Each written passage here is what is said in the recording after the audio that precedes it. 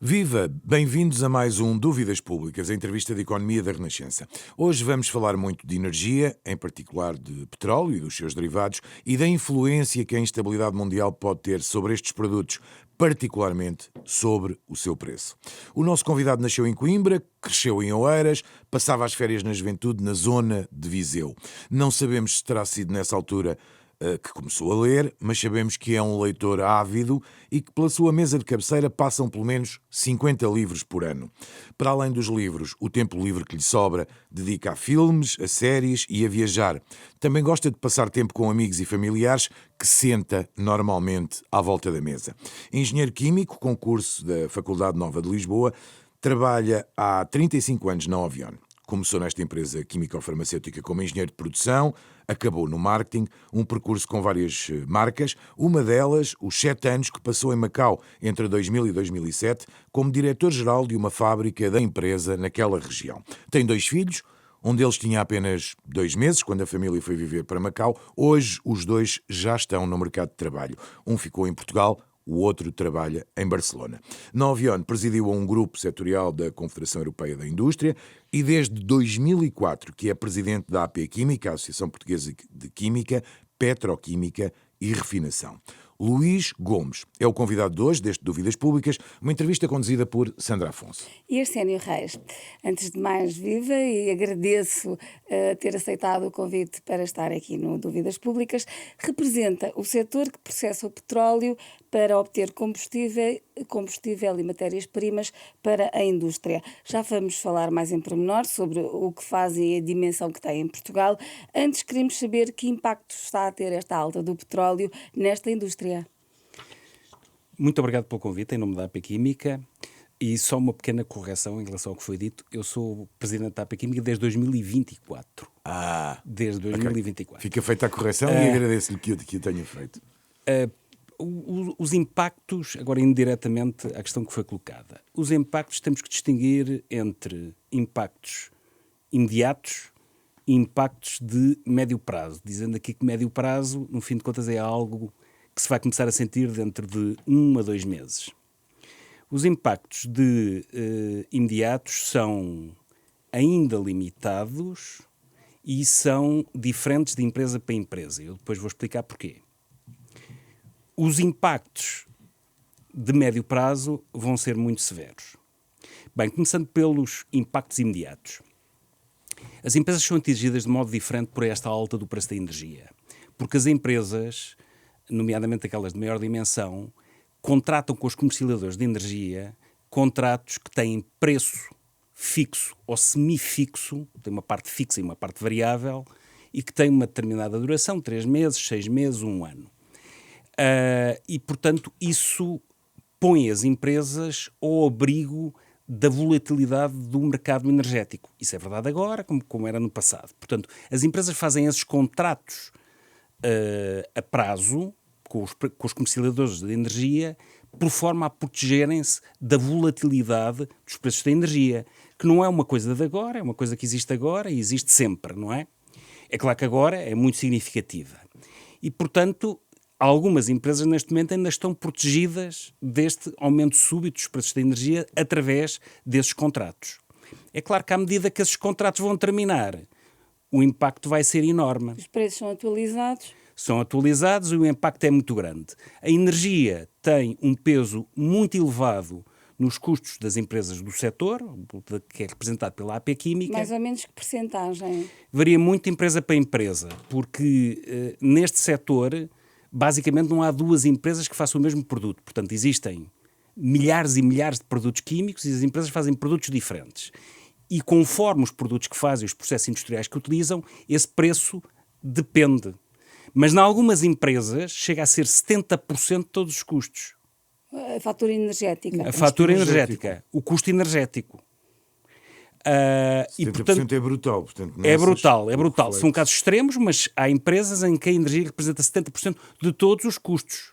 Custo de produção. Do custo dos custos dos produtos que fazem. E, portanto, o impacto vai ser muito severo. E eu queria dizer ainda mais uma coisa.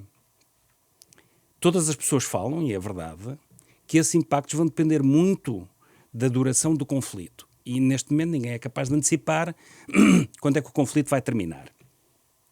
No entanto, independentemente do conflito terminar dentro de uma semana, dentro de 2 semanas, dentro de um mês, não sabemos, esses impactos são já inevitáveis, porque vai demorar muito tempo até o mercado dos produtos da energia, nomeadamente dos produtos fósseis, do gás e do petróleo, voltar a uma situação de normalidade. Portanto, esses impactos são inevitáveis. Eu sei que isto é difícil de antecipar, mas após o fim do conflito, quanto tempo é que pode levar o preço a estabilizar? Bem, isso é impossível, porque também depende da situação em que o conflito terminar. Há muitas formas que os conflitos têm para Pois. terminar e por vezes fica uma situação de tensão ainda muito elevada, que se prolonga no tempo, é muito difícil. Mas eu não acredito, mesmo num cenário extremamente favorável, que era como o conflito terminar hoje dentro de 10 minutos, eu não acredito que num espaço de 6 meses que o mercado da energia esteja estabilizado. Portanto, vai demorar tempo. Quanto mais vasto for o conflito e mais profundo for o conflito, mais tempo vai demorar a recuperar uma situação de normalidade. Só para nós tentarmos perceber, Sandra, permite-me só, eu próprio tentar perceber, falou inicialmente, portanto, dos impactos imediatos. Dentro desses impactos imediatos, portanto, o custo dos combustíveis, neste momento, é-vos favorável, no sentido de que, como havia uma negociação de mais longo prazo, compraram ainda o combustível a um preço que hoje é favorável face ao que podem vender os vossos produtos, ou eu estou a ver isto tudo mal? É claro que o preço atual das empresas que têm esses contratos de longo Mais prazo, longo prazo? em relação à situação atual, é favorável. No entanto, é importante dizer que isto é uma espécie... Quando as empresas fazem este tipo de contratos, o que elas estão, de algum modo, a comprar é um seguro, entre aspas, da volatilidade que o mercado tem. E como todos os seguros, tem um prémio. Ou seja, a empresa, quando contrata um determinado contrato de longo prazo, ela fica protegido de eventuais altas do mercado, mas não irá beneficiar de baixas. Sabem que o preço do petróleo anda para cima e para baixo. Portanto, quando uma empresa tem um contrato de longo prazo, é claro que se houver uma subida dos preços, ela está protegida, mas se há uma baixa de preços, não beneficia do mesmo. Disso. Ou seja, o que é que está às empresas? Dá previsibilidade, que é uma coisa muito importante para os agentes económicos. E era isso, a minha pergunta seguinte era essa, que é, quanto tempo mais é que as empresas ainda estarão, digamos, numa fase em que não estão a perder assim tanto? À luz desses contratos de longo prazo? Depende muito das durações dos contratos. Há contratos com durações muito variáveis, há contratos que têm 3 meses, há contratos que têm 6 meses, há contratos que têm 1 ano. E depende também de em que momento da vida do contrato as empresas estão. Ou seja, há empresas que com certeza o contrato ainda estava numa fase inicial e poderão, durante mais tempo, beneficiar do mesmo. Mas diria que mais 2 semanas, 3 semanas ainda há alguma proteção e a partir Para daí algumas empresas haverá. Agora, também é importante dizer que a questão dos combustíveis não afeta só, digamos, os custos que as empresas têm na sua operação. A questão do aumento dos preços vai provocar, inevitavelmente, e isso já se começa a sentir, uma pressão inflacionista imediata, porque os transportes aumentaram imediatamente de preço. Sim, reflete-se em tudo. E isso reflete-se em tudo. E, portanto, a forma como esse aumento de custos vai chegar à empresa vai ser diretamente através do consumo de energia que as mesmas têm e indiretamente através dos produtos que têm que comprar, que vão ser afetadas por esse aumento de preço. Isso vai ser transversal, é inevitável e vai ser severo. E depois tem a distribuição dos seus produtos. Mais uma vez estamos a falar de empresas muito diferentes. Por exemplo, há empresas em que o transporte aéreo tem importância, por incrível que pareça. Por exemplo, a empresa para a qual eu trabalho, a Ovion, fundamentalmente os seus produtos são transportados por via aérea. E tem um impacto imediato, não é? Vê-se, aí é imediato. Portanto, mas é preciso, isto é importante ter em conta, que é o impacto é através dos produtos energéticos que as empresas consomem diretamente e é indiretamente através dos produtos que têm que comprar e dos serviços que têm que contratar, como por exemplo os serviços de transporte, e que têm um impacto imediato nos preços. E isso já se começa a sentir. Portanto, isso não há contrato que proteja. E leva-me à questão seguinte, que é o impacto no preço final que chega ao consumidor. Portanto, é inevitável que os produtos, esta cadeia de abastecimento acabe com o aumento do preço final que chega ao consumidor. É provável, mas é importante também que nós tenhamos presente que o preço final que chega ao consumidor não é função direta dos custos das empresas. Acha que vai ser absorvido? Não, não. O que eu estou a dizer é que quem faz o preço é o mercado. Ok? Portanto, se uma empresa tiver custos mais elevados, ela naturalmente vai ter que transpor isso para o consumidor, para o comprador do produto. No entanto, as empresas vivem num setor que é muito competitivo e, portanto, se houver outros fornecedores do mercado que conseguem, por qualquer razão, absorver os preços, eventualmente têm acesso a energia mais barata... Mas com um aumento generalizado, acha que isso será possível? É muito pouco provável. Portanto, vai acabar por haver um reflexo para os consumidores. E atenção, quando as empresas não são capazes de refletir isso no preço de venda dos seus produtos, isso traduz-se numa redução da competitividade das empresas. Portanto, uma empresa que tem que abraçar um aumento de custos e que não é capaz de o fazer passar para quem lhe compra os produtos ou os serviços, essa empresa vai perder competitividade. Para as pessoas perceberem, começa a trabalhar em esforço. Começa a trabalhar em esforço, sim, porque tem custos elevados e não está a conseguir proteger a sua margem. Nesse cenário, é admissível ponderar ou admitir a possibilidade de algumas dessas empresas poderem não ter viabilidade financeira? Isso vai existir certamente. Isso vai existir certamente. Não estou a dizer que vai existir em Portugal. Nós vivemos num mundo muito competitivo. O setor é fortemente exportador, portanto, trabalha numa realidade em que compete com empresas, não só outras empresas em Portugal, mas empresas em outras geografias, e isso vai acontecer. Aliás, a indústria química na Europa tem estado, exatamente por causa desse ambiente geopolítico e de concorrência internacional, sobre muita pressão. Cerca de 9% da capacidade instalada na Europa fechou nos últimos 5 anos e os novos investimentos não compensam de modo algum essa diminuição da capacidade. Acha que em Portugal não vai acontecer? Pode acontecer e já aconteceu. Há um exemplo muito conhecido de uma empresa que fechou, penso que em 2024, um investimento muito importante que tinha sido feito em Sines, da Indorama, e essa empresa que fazia um determinado polímero, que é um plástico, fechou, foi um investimento muito vultuoso, fechou. Na mesma altura, em toda a Europa, fecharam outras 2 ou 3 fábricas que faziam o mesmo produto, e passado 4 meses dessa empresa em Sines ter fechado,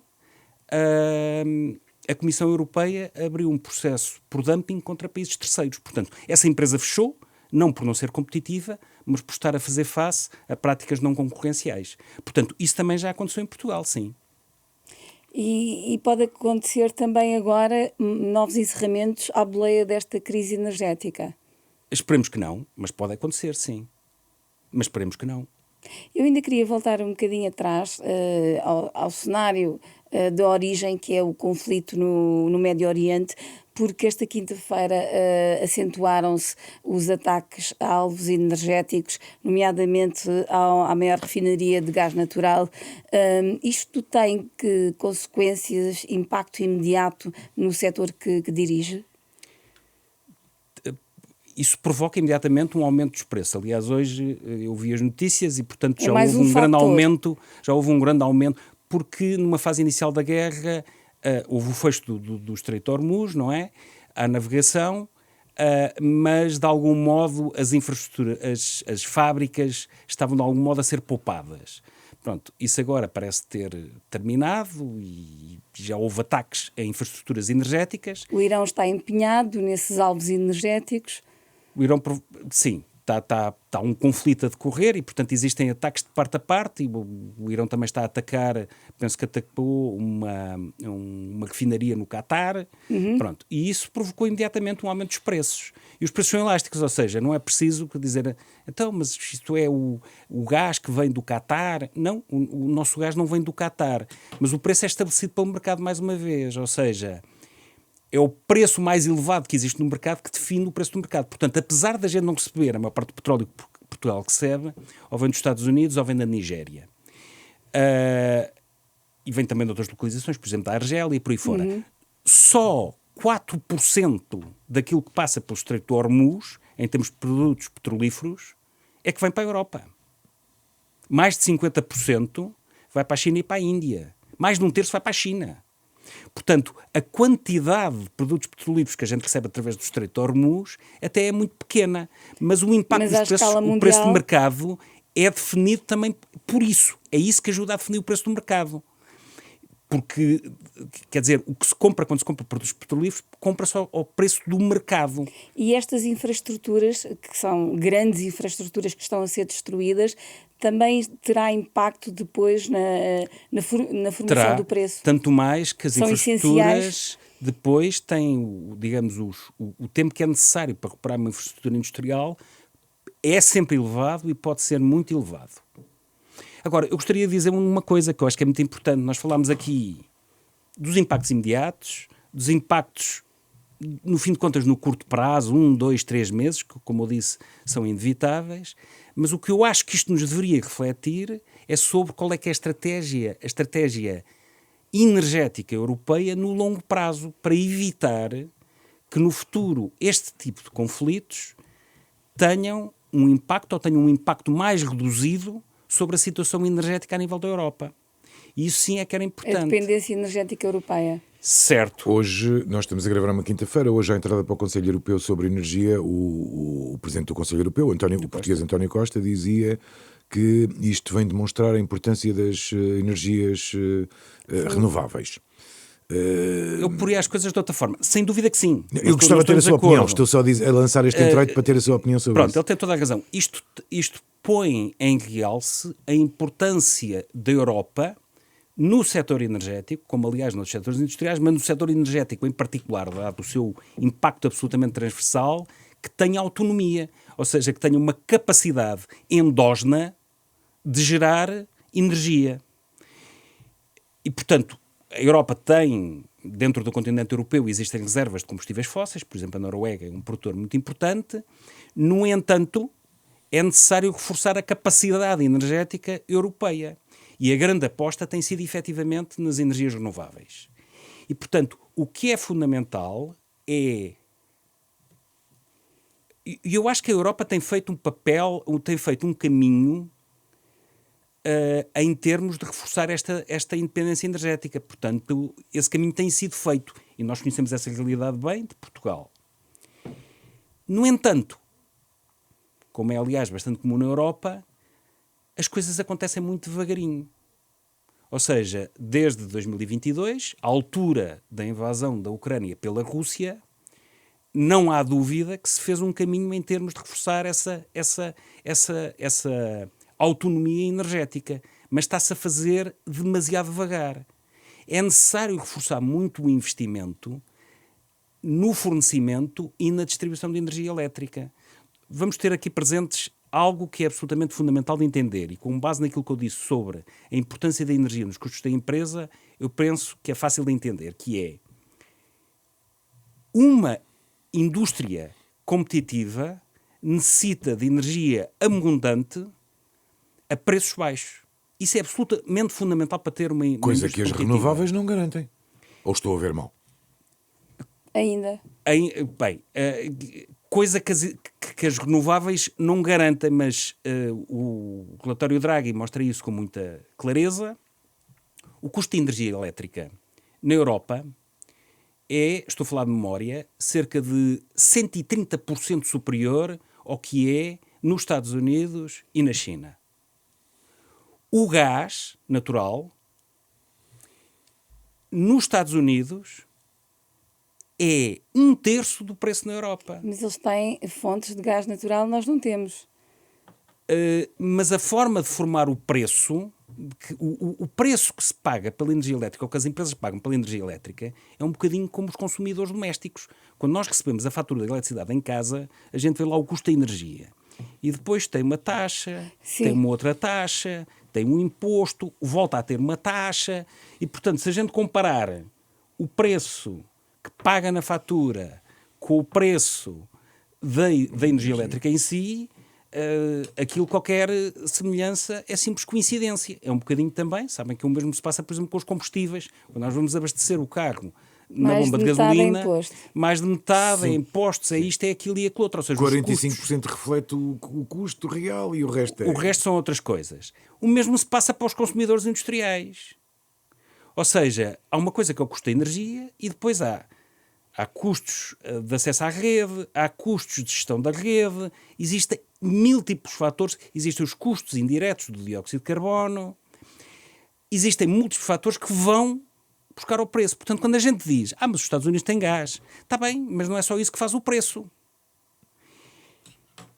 Agora eu volto a dizer, sem energia a preços competitivos, não existe indústria competitiva. E nós temos que entender, e em Portugal muitas vezes não entendemos, que sem indústria competitiva não há uma economia competitiva e que traga progresso social para as pessoas. Com isso, pergunto-lhe eu, que outras soluções vê para além deste caminho das renováveis? Eu não vou perguntar-lhe sobre o nuclear, mas está implícito na minha pergunta. Isso é uma solução? Quer dizer, hoje fala-se cada vez mais na Europa. É a Mas... saída proposta agora pela Comissão Europeia? Certo. Pronto. O caminho que se tem feito em termos de energias renováveis na Europa e em Portugal em particular, eu acho que tem sido muito positivo. Porque, de facto, nós aumentámos a nossa... Portugal não tem combustíveis fósseis. E, portanto, nós hoje em dia conseguimos produzir, acho que os últimos números que eu vi, é que mais de 70% da eletricidade que se consome em Portugal é de fonte renovável. E essa aposta vem de longe, porque, no fim de contas, nós nos anos 50 e nos anos 60 investimos muito em barragens, e isso também, a gente esquece, também é uma forma de energia renovável, obviamente. E, mais recentemente, tem-se feito no eólico e no fotovoltaico. E, portanto, esse caminho tem sido um caminho muito importante e deve continuar. Tem que ser, ao mesmo tempo, deve haver investimentos na rede de distribuição.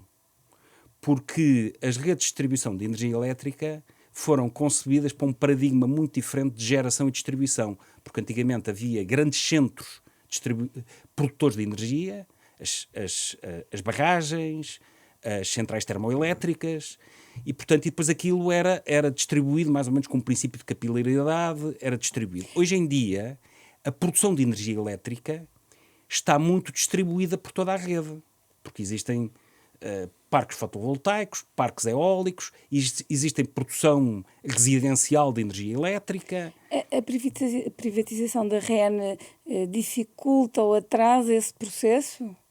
Não faço a mínima ideia, não sei se tem algum impacto. Agora, eu acho que se tem que investir muito para criar uma rede que reflita este novo paradigma em termos de distribuição de energia elétrica. E ainda temos uma outra questão, que é, se, por exemplo, houver um novo investimento industrial em Portugal, por vezes conseguir acesso à rede elétrica não é fácil. Quer dizer, há acesso, mas é um processo relativamente penoso, porque a rede está muito espalhada, está muito... E é difícil depois expandir a rede, porque as pessoas não querem cabos a passar-lhes por cima das propriedades e por aí fora. Vimos agora com a tempestade e o processo de restauração da rede. Sim, temos também provavelmente uma rede elétrica que não está totalmente preparada para fenómenos atmosféricos extremos que eventualmente estamos a ter com mais frequência do que no passado. E isso também devia fazer pensar se alguns consumidores críticos, como por exemplo hospitais, não deveriam ter o fornecimento de energia elétrica através de cabos enterrados. Mas essa é uma outra questão. A questão do nuclear, e eu não fujo à pergunta. Eu ia lá voltar mesmo que fugisse. A AP Química, quer dizer, tem aqui uma neutralidade tecnológica. Portanto, nós somos agnósticos do ponto de vista tecnológico. O que é importante é que a energia exista, seja abundante, seja barata e não gere emissões de dióxido de carbono. Agora, qual é que é a tecnologia de produção? Somos agnósticos. De qualquer forma, em relação ao nuclear, eu penso que temos que ter presente aqui duas coisas. Na Europa, neste momento, se a gente excluir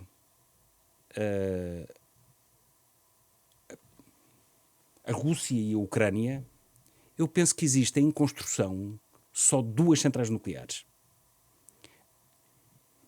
E a razão de ser disso tem a ver com o seguinte.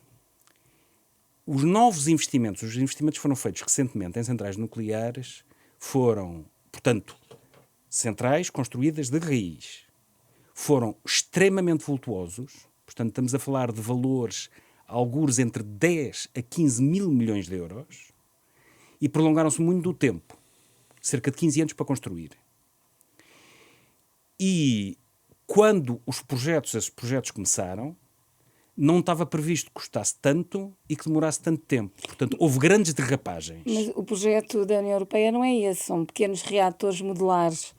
Pronto, essa é uma tecnologia que ainda não tem maturidade tecnológica. Não existe nenhum reator na Europa, a não ser a nível de protótipo, que funcione assim. Portanto, estamos a falar, os chamados reatores modulares, não existe ainda maturidade tecnológica que nos permitam encarar isso como uma solução. Portanto, os reatores que estão a ser construídos são ainda reatores de grande dimensão, com produções muito significativas. Ainda que a segurança seja já muito diferente Muito hoje, diferente, etc. muito diferente. Portanto, do ponto de vista melhor, de segurança, não é?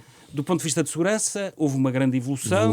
Uhum. E, portanto, risco existe sempre, mas os riscos são muito inferiores àqueles que existiam anteriormente. O que está a dizer é que há um investimento inicial Enorme. que é muitíssimo avultado. Enorme, é muito avultado. O que é que isto origina? Os países que têm centrais nucleares em funcionamento, por exemplo, a França, estão muito interessadas em investir na continuação, no prolongar do tempo de vida dessas centrais. Porque, efetivamente, aí é uma solução que é muito eficaz do ponto de vista do custo. Novos investimentos. Se a gente olhar para os números iniciais dos investimentos, há uma racionalidade económica para os mesmos, mas perante os números reais, ou seja, aquele aspecto de ter havido grandes derrapagens, os investimentos acabarem por ser extremamente vultuosos e demorarem muito tempo até começar a gerar energia elétrica, já não é bem assim. Acha que Bruxelas, von der Leyen neste caso, se precipitou ao anunciar estes pequenos reatores já com data prevista de operacionalidade, com valores de investimento?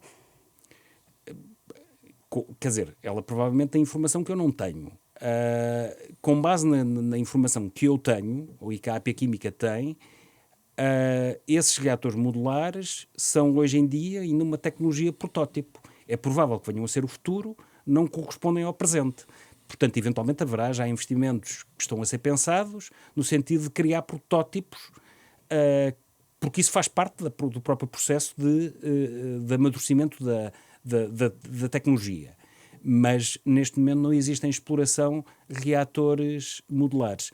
Inclusive, posso dizer que o país que está mais avançado em termos de energia nuclear hoje em dia é a China. E mesmo na China, segundo julgo saber, todos os reatores modulares que existem são protótipos. Muito bem, eu queria voltar um bocadinho só ao preço dos combustíveis para lhe perguntar se aquilo que foi anunciado como uma espécie de solução, que foi a questão do recurso às reservas estratégicas, é de facto solução ou não? Eu concordo que se tenha feito esse anúncio. Agora, é algo que tem um efeito no curtíssimo prazo. A gente viu que quando isso foi implementado, imediatamente houve uma descida do preço dos combustíveis fósseis, mas que durou pouquíssimo tempo. Portanto, eu acho que bem que se tenha feito isso. Agora, isso tem um impacto que é muito reduzido no tempo em termos da situação em que nos encontramos. Que é uma situação penso rápido, não é o tratamento? De modo algum. de modo algum. E agora pergunto-lhe se também é um penso rápido as medidas que o Executivo, entretanto, anunciou para atenuar o impacto da subida dos preços dos combustíveis. Ou se acha que já é uma medida diferente? Acho que é uma medida importante e, portanto, é uma boa medida. Mais uma vez, se esta situação do aumento do preço do petróleo e do gás natural continuar, vai ter um impacto muito reduzido no tempo. Ou seja, rapidamente o aumento dos preços dos combustíveis vai ultrapassar em muito as reduções que vamos ter a nível dos impostos. Portanto, é uma medida boa. Agora, o impacto que pode ter é relativamente reduzido. Foi agora recentemente anunciado apoio ao gasóleo profissional e para os transportes. Muito importante. Vai ajudar as empresas naquela situação da distribuição, mas não há um apoio direto à produção. À produção de combustíveis de combustíveis. Industrial. Certo. Pronto, aí eu penso que também é importante... Acha que há aqui uma lacuna nos apoios que estão a ser dados? Pensa que o governo podia ter ido mais longe? Eu acho que o governo deve ir mais longe, mas deve fazer isso no contexto europeu. Eu acho que a pior coisa que pode acontecer, e de algum modo já está a acontecer, é cada país europeu tomar medidas a avulso. E, portanto, eu encorajaria fortemente que as medidas em termos do tipo de instrumentos utilizados fossem coordenadas em nível europeu.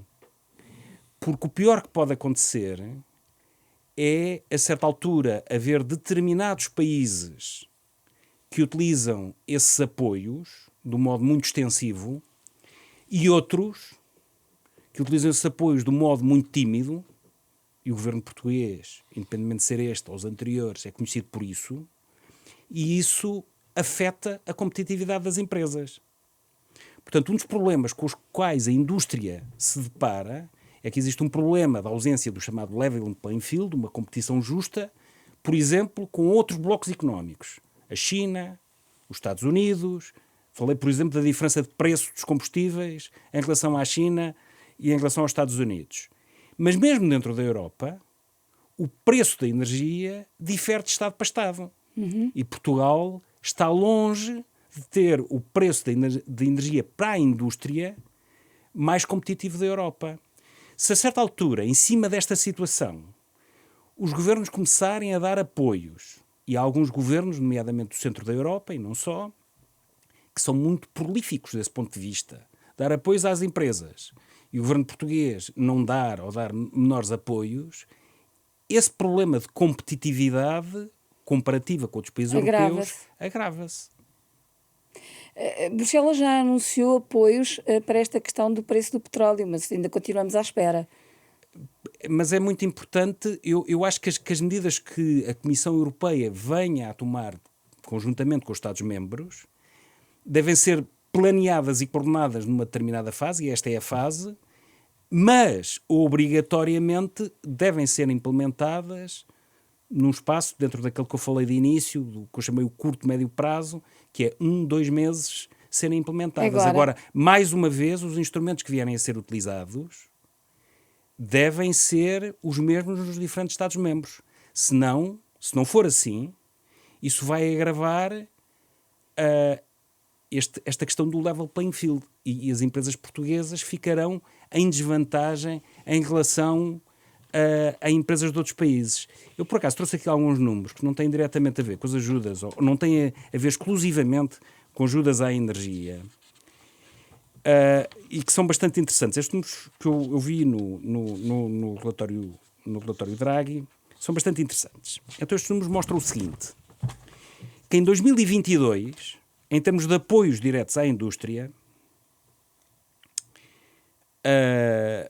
e isto era uma mistura entre coisas que tinham a ver já com a invasão da Ucrânia pela Rússia e ainda medidas que vinham do Covid. A Alemanha deu apoios no valor de 74 mil milhões de euros. A França, de 45 mil milhões de euros. A Espanha, aqui ao lado, 17 mil milhões de euros. Portugal, 2 mil milhões de euros.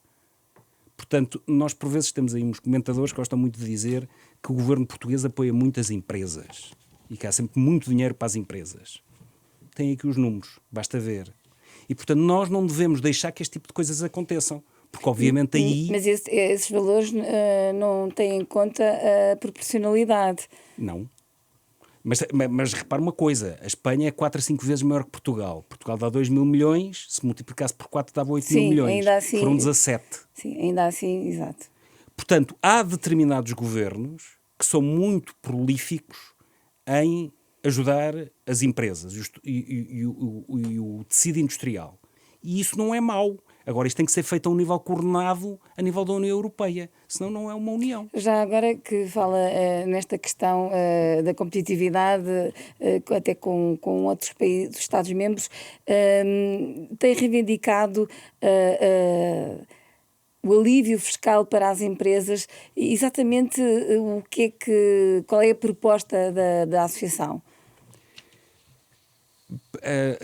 Pronto, a proposta da associação, em termos do alívio fiscal daquilo que pagam impostos, vê de um modo positivo a redução do IRC e acha também muito importante que haja uma eliminação da derrama estadual.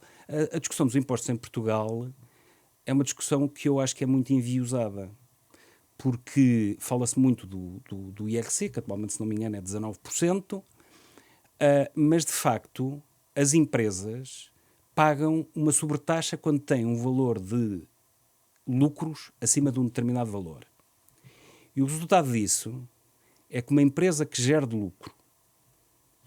lucros Sim. superiores a 35 milhões de euros paga um imposto de 30% a 31%, que é, se não me engano, a taxa mais elevada da OCDE. Mas paga mesmo? Porque depois há aquela questão da taxa real. Garanto-lhe que paga e custa. E isto é verdadeiramente desastroso, porque empresas de grande dimensão e que geram lucros elevados não vão fazer os seus investimentos em Portugal. Portanto, quando falamos da atração de investimento, a primeira coisa que era necessário eliminar, ou pelo menos reduzir significativamente, era a derrama estadual. Porque uma empresa, vamos imaginar uma empresa que quer fazer um investimento em Portugal que vai gerar vendas de 5 mil milhões de euros. E que é uma empresa que atua num setor bastante competitivo e que tem boas margens de lucro. Vai pagar 30% a 31% de imposto. Se for para a Irlanda, paga 12%. Sim. Qual é o resultado disto? Se a gente for ver onde é que está a sede, vou utilizar 2 nomes, pronto, não estou a fazer publicidade, da Google ou da Meta, na Europa, está na Irlanda. Sim, nunca seria Portugal. Nunca seria Portugal. Mas sabe qual é a consequência disso? Sabe qual é que é o ordenado médio de um trabalhador irlandês na Meta? 75 mil euros por ano. Portanto, nós ao fazermos isto, estamos a privar os portugueses, as pessoas pensam que isto é ajudar as empresas, mas não. Estamos a privar os portugueses, os trabalhadores portugueses, de terem bons salários. Porque estas empresas são empresas que pagam bem. E nós estamos a privar os trabalhadores portugueses de terem acesso a empresas que pagam bem. Mas não nos queremos afastar do nosso tema. Já agora é uma boa altura para nos explicar quais são, além dos combustíveis, não é? Quais são as empresas para as quais trabalham com a produção de matérias-primas? Empresas associadas da AP Química. Pronto, o setor é o setor químico, petroquímico e de refinação. E, portanto, o sentido da pergunta da Sandra é para as pessoas também perceberem melhor o que é que o setor de Esta concreto área produz, não é? Pronto, Um bocadinho pedagógico. Ok, pronto, produz muitas coisas. Produz, obviamente, os combustíveis, portanto, quando falamos de refinação é disso que estamos a falar. Temos empresas que produzem polímeros, temos empresas que produzem gases industriais e gases medicinais. As pessoas provavelmente não se recordam, mas na altura do Covid houve um problema muito sério com o abastecimento de oxigênio aos hospitais e felizmente nós tínhamos em Portugal várias empresas que produzem gases industriais e portanto isso é também muito importante. E depois produzimos produtos de base que estão, porque as cadeias de valor associadas à indústria química são muito longas e são muito transversais. A indústria química é muitas vezes definida como a mãe de todas as indústrias, porque a maior parte das indústrias utilizam produtos que são feitos pela indústria química. E depois também fazemos, por exemplo, produtos farmacêuticos. Portanto, químico-farmacêuticos também estão entre os associados da AP Química. Portanto, há uma grande variedade de empresas, ao contrário de outros setores, sei lá, se a gente fala do setor dos cimentos, todas as empresas do setor dos cimentos produzem cimento. No setor da AP Química, que tem cerca de 1000 empresas, virtualmente cada empresa produz um produto diferente que é utilizado também por indústrias muito diversas. Indústria da construção, indústria automóvel, apoia também outras indústrias em Portugal, como por exemplo a indústria da pasta do papel, produtos farmacêuticos, é uma grande variedade de produtos. Todos estes produtos acabam por ser influenciados pelo preço do petróleo. Todos estes produtos acabam por ser influenciados pelo preço do petróleo, porque além disso o petróleo não é só um bem energético, mas também está no início da cadeia de valor da chamada química orgânica e, portanto, a maior parte dos produtos químicos, no fim de contas, têm origem em produtos refinados do petróleo. Ainda são um setor, uma área fortemente exportadora. Eu tenho aqui que representam 15% das exportações nacionais. Varia de ano para ano, mas cerca de 15%. Portanto, uma das coisas que caracteriza a indústria é que o volume de negócios da indústria é cerca de 17 mil milhões de euros e as exportações são cerca de 12 mil milhões de euros. Portanto, há uma percentagem muito significativa da produção que é exportada.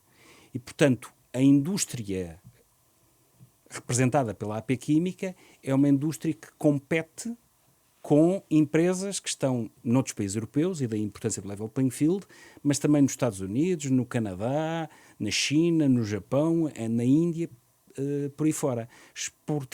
As empresas associadas à AP Química exportam, se não me engano, para 180 países diferentes.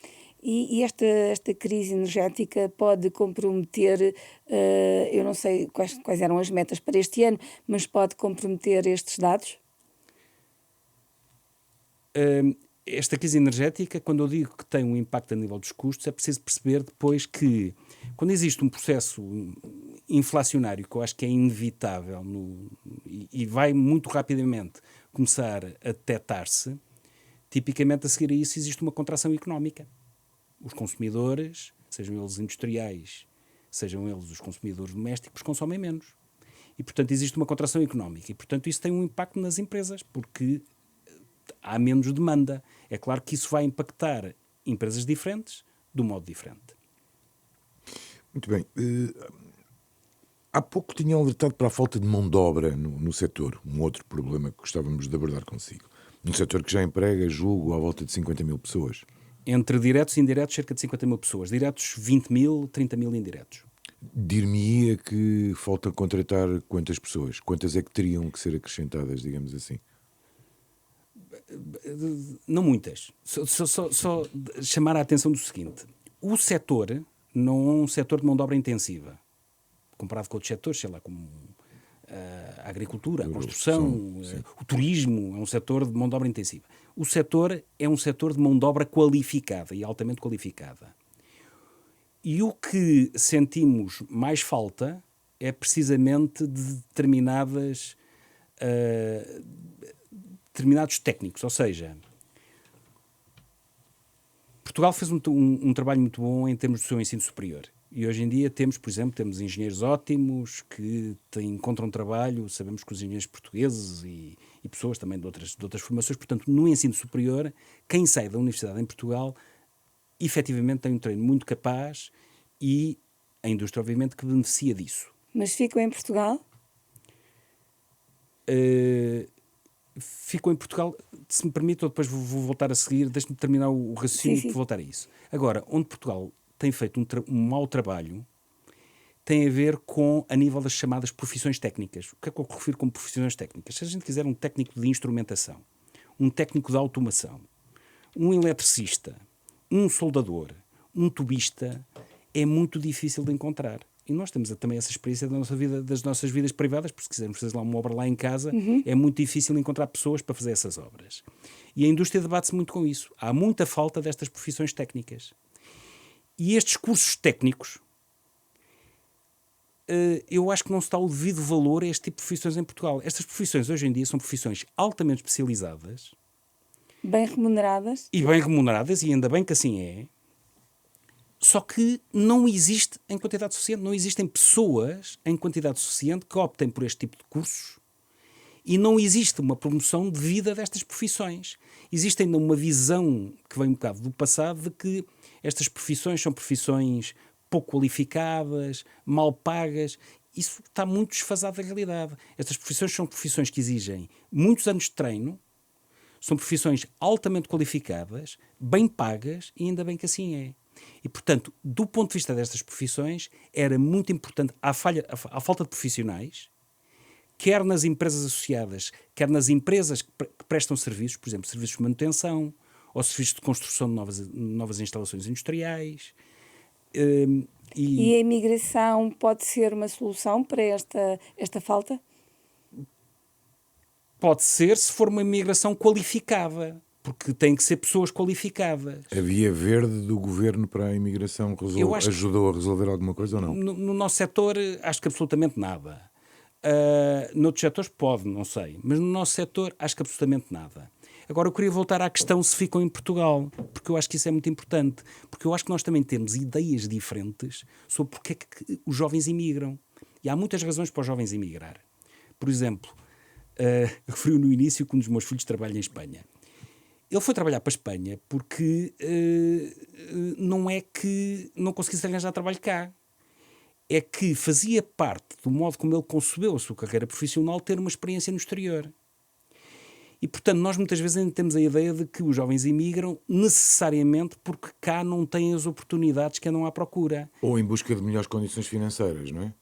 Também, isso pode ser uma motivação importante, mas hoje em dia há pessoas que imigram porque querem obrigatoriamente passar por ter uma experiência profissional no exterior. E, por exemplo, o meu filho trabalha em Espanha, é uma empresa que é muito internacional e que tem pessoas da Holanda, da Alemanha. É provável que em Espanha eles até ganhem menos do que na Holanda, mas, quer dizer, estão lá holandeses e alemães porque querem ter aquela experiência de trabalhar no exterior. Agora, a AP Química criou um programa de doutoramento em empresa que se chama ENGIC, que fez, o ano passado, 15 anos de existência. E isso é muito interessante, é um programa de doutoramento em empresa, que resultou de uma parceria entre a AP Química e um conjunto de 5 universidades portuguesas com cursos de engenharia química, em que as empresas propõem os assuntos do doutoramento, eles são validados pela academia, portanto, para garantir que têm valor, muitos deles não são aceitos, e depois há um estudante que faz o doutoramento na empresa. E desde o início deste programa, já houve cerca de 100 pessoas que concluíram o doutoramento ao abrigo do ENGIC, deste programa. O ano passado estivemos a verificar que desses, 90% continuam a trabalhar na indústria. E em Portugal. Ou seja, quando a gente diz que os jovens imigram porque vão à procura de melhores condições, isso é verdade, mas não é sempre verdade. Às vezes vão porque veem que não têm em Portugal as oportunidades em termos profissionais que eles ambicionam. E ambicionam justamente porque estiveram a estudar durante praticamente 20 anos. E, portanto, eles têm determinadas ambições e querem ter um trabalho desafiante. E aí a importância de atrair o investimento estrangeiro das grandes empresas. Porque são exatamente essas que oferecem oportunidades mais interessantes de carreira. Porque têm muitas funções, porque os jovens podem entrar para lá numa determinada função e ao fim dos anos mudar para outra. E, portanto, ao abrigo do ENGIC, os jovens terminam o doutoramento, portanto, fala-se muito de que existe um fosso entre as universidades e as empresas. Este é um programa em que esse fosso é coberto e depois ficam a trabalhar em Portugal. Mas, pelo que me diz, e eu registrei que não me deu nenhum número para quantas mais pessoas seriam precisas na área, mas não é por aí que também queria perguntar. Pelo que me diz, seria necessário apostar mais numa espécie de formação profissional, que se fala muito também em Portugal, mas Sim. que foi sempre pouco Sim. efetiva, para criar, digamos, pessoas formadas nesses níveis intermédios entre o secundário e a faculdade? Sem dúvida. E acho que esse é o papel, por exemplo, dos politécnicos. Tem um papel extremamente importante. infelizmente em Portugal, as pessoas às vezes olham para os politécnicos como universidades de segunda. E eu acho que fazemos muito mal. E não é um problema dos politécnicos olharem pelos próprios como universidades de segunda, é um problema dos cidadãos denegrirem a imagem dos politécnicos. E isso é um problema muito... E isso é muito negativo. Porque depois são os cidadãos que sofrem com isso. Quando a gente diz que não consegue arranjar um eletricista lá para casa, é exatamente porque as pessoas, que depois vão precisar de eletricistas, têm uma ideia negativa sobre estas profissões, ou não valorizam devidamente estas profissões. E, portanto, os politécnicos até têm os cursos, mas por vezes até têm dificuldade em atrair alunos em número suficiente. As vagas ficam por preencher. É muito negativo. Era muito importante esclarecer as pessoas sobre o que é que estas profissões são hoje em dia, como são importantes e como são bem pagas e devidamente. Estamos quase a aproximar-nos do final desta entrevista. Tem acompanhado as negociações sobre a alteração à lei laboral? Destaca alguma das medidas?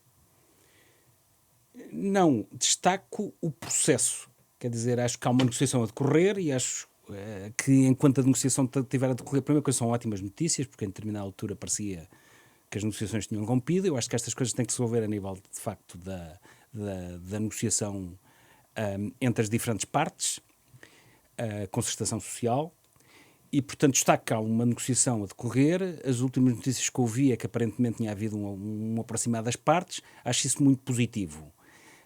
E acho que é muito importante para todas as partes, portanto não me refiro só à parte sindical, mas também à parte sindical, mas para todas as partes, para não serem dogmáticas, porque só assim é que existe uma negociação digna desse nome.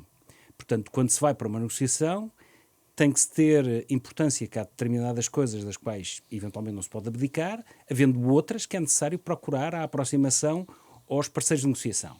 E, importante que o anteprojeto chegue ao Parlamento com um acordo na concertação social. Eu acho que é fundamental, porque de outra forma parece-me que é muito difícil, dada a situação que temos na Assembleia da República, em que não existe um governo suportado por uma maioria parlamentar, parece-me muito difícil que depois viesse a ser aprovado e, portanto, tornava-se um exercício que só iria acentuar as divisões. Portanto, isso não me parece positivo. Seria muito importante que o projeto que chegasse ao Parlamento tivesse o apoio da concertação social. E é de facto necessário rever o Código Laboral? Eu acho que o Código Laboral tem princípios muito importantes em termos de fomentar a competitividade das empresas, a capacidade que as empresas têm de se adaptar às novas realidades do trabalho. O trabalho muda ao longo do tempo e, portanto, é muito importante que as empresas tenham essa capacidade e, ao mesmo tempo, os direitos dos trabalhadores. Agora, este equilíbrio muda ao longo do tempo do modo como a natureza do trabalho vai mudando. E a natureza do trabalho mudou muito ao longo destas últimas 2 décadas.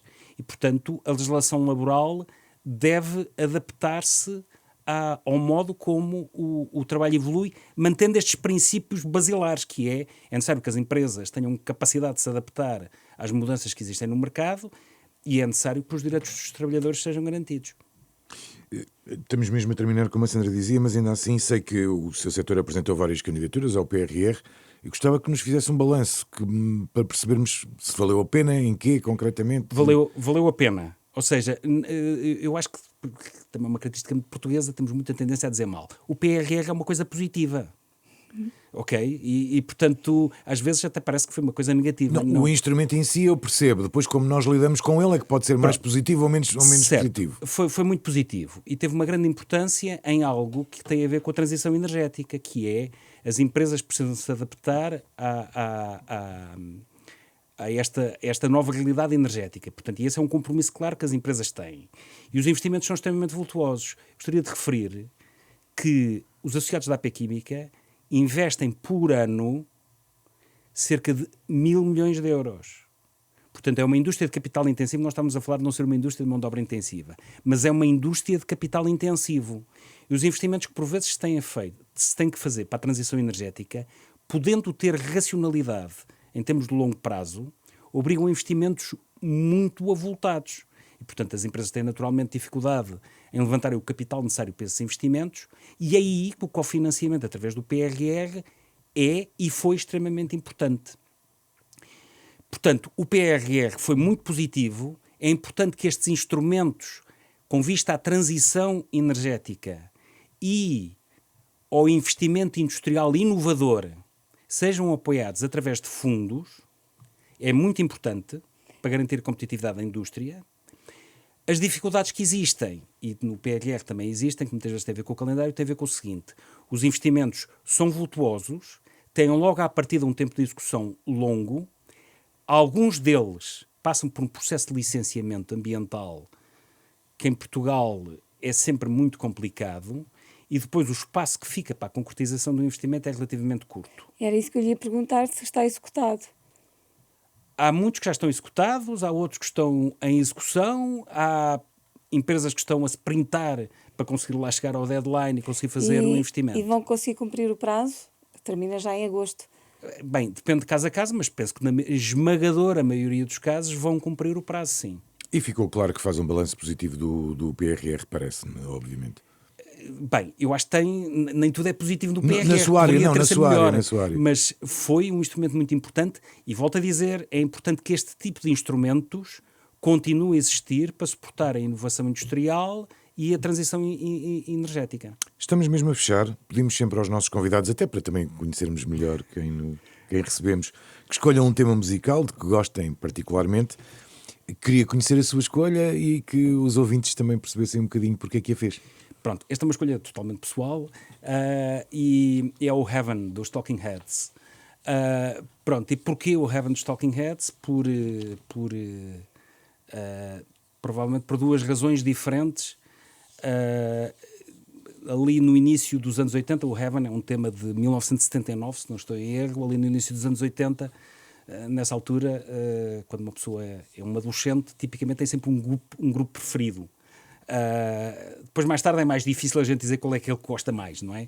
Mas naquela altura tem sempre um grupo preferido. E eu gostava muito dos Talking Heads, e esta música é uma música que eu gosto muito, porque se eu bem entendo a letra, tem uma definição, digamos, do paraíso, heaven, muito associado a prazeres simples, repetidos para todo o sempre. E pronto, é uma música que eu gosto muito, além de que a música é uma música muito bela, e portanto eu escolho o Heaven. Eu diria que qualquer coisa dos Talking Heads, também pelo meu gosto, seria bem escolhido. Mas fica feita a escolha musical de Luís Gomes, Presidente da Associação Portuguesa de Química, Petroquímica e Refinação, convidado de hoje deste Dúvidas Públicas que está a partir de agora disponível em podcast, no YouTube e no site da Renascença. Esta entrevista contou com o cuidado técnico de Rui Glória, a sonoplastia de João Campelo, a imagem de Rita Gonçalves. Voltamos na próxima semana. Uma boa semana. Muito obrigado.